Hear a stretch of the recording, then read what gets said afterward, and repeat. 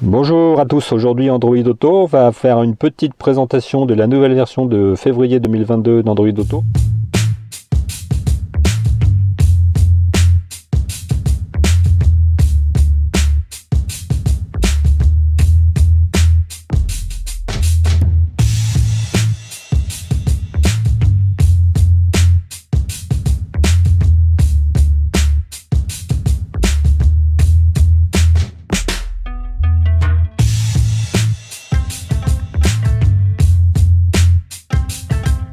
Aujourd'hui, présentation de le fonctionnement d'Android Auto, c'est la nouvelle version de février sur une Mercedes classe E.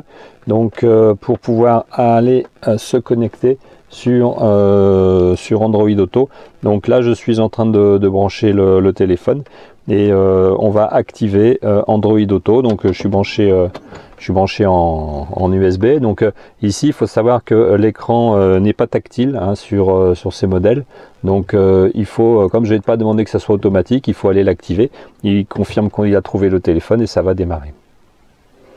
Voilà. Alors première remarque toujours, c'est que on est toujours avec un écran. Vous savez que l'écran est très grand là. On est toujours avec un écran en fait qui ne fait pas toute la taille. Donc on a toujours ce problème de c'est une partie de l'écran ne sert à rien. Donc il y a le logo Android Auto malheureusement à la place de ce qui pourrait être affiché. Alors comme on n'est pas sur un écran tactile, je vais le faire avec les interfaces de la voiture. Donc il y en a deux. Il y a ici avec la partie droite du volant qui permet de contrôler un certain nombre de choses, et puis surtout en fait avec la molette ici qui permet, et puis le pavé tactile qui permet de contrôler. Alors je vais pas pouvoir montrer en même temps parce que c'est pas au même endroit. Donc j'expliquerai ce que je fais. Alors déjà première chose qu'il faut savoir, c'est que pour aller sur la zone ici en bas, en fait, qui est la zone qui permet de naviguer, il faut faire toujours mouvement vers le bas de la molette. Donc, et sinon vous n'y arrivez pas. Et là en fait, vous avez maintenant le nouveau menu qui ressemble à l'Apple CarPlay en fait, qui permet de avoir toutes les options qui sont disponibles sur l'application et du téléphone. Et donc on voit qu'il y a pas mal de choses qui sont disponibles maintenant, et notamment des applications qui ont été optimisées. Alors ce qu'il faut savoir, c'est que pour sortir, si je clique sur Mercedes, je vais sortir, je vais retourner dans l'interface de Mercedes. D'accord. Par défaut, quand je me connecte, j'arrive toujours sur Map. D'accord. Là, je peux naviguer avec la molette, justement. Et si je veux aller dans les menus du bas, en fait, il faut que je fasse mouvement vers le bas. Là, par exemple, je vais destiner une destination, donc je vais appuyer sur le bouton et je vais demander la destination. Donc, je vais me taire et je vais laisser faire. Aéroport de Lyon-Saint-Exupéry.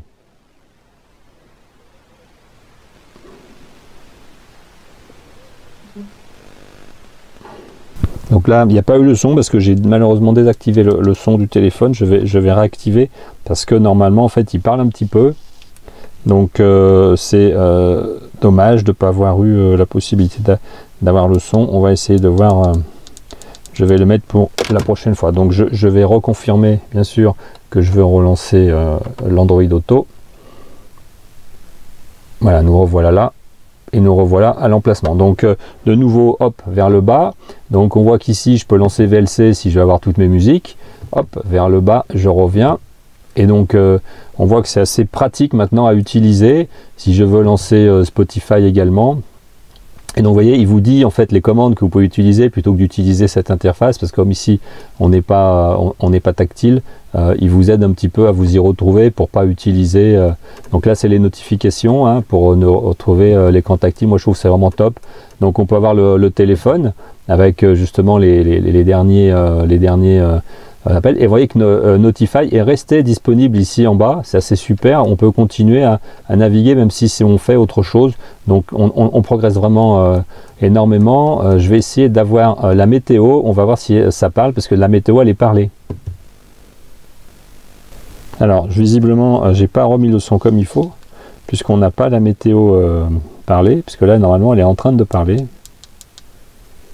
Donc je vais essayer de voir où est-ce que je pêche. Où est-ce que je pêche? Là, ça m'a l'air normalement bon. Ça m'a l'air normalement bon. Bon, bah tant pis, on a raté la météo. Mais en tout cas, il fait beau dans la région. Ça, je peux vous l'assurer, puisque j'y suis. Donc vous voyez, il vous met la musique qui est en train de jouer sur Spotify. Enfin, c'est vraiment multitâche, on va dire, par rapport à ce que c'était.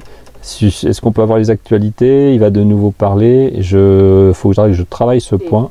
Ah, il a parlé.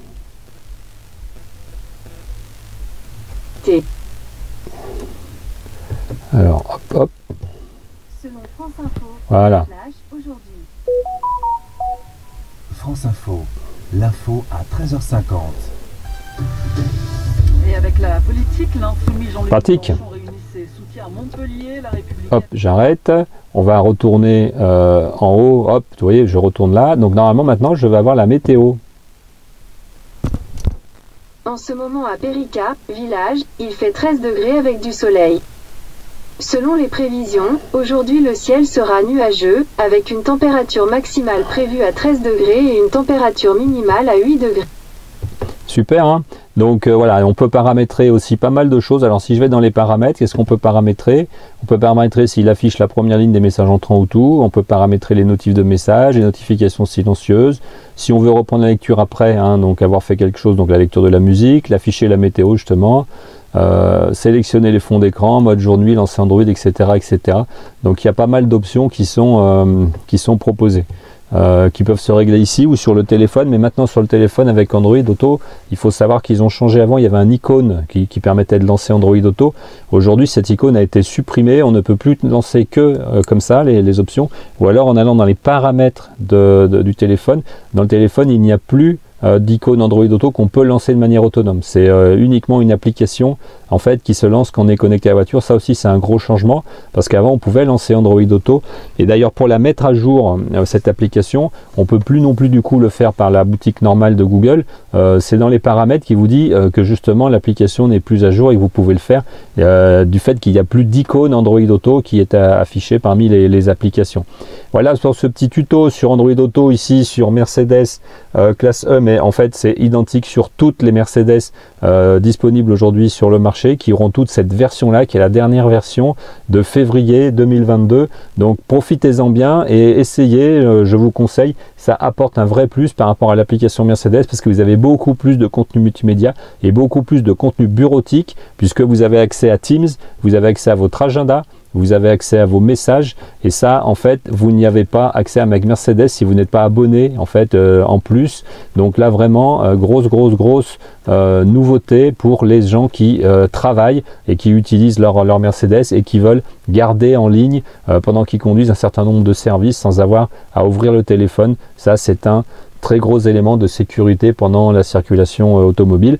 Bonne fin de week-end parce que là je suis donc dimanche et je vous dis à bientôt.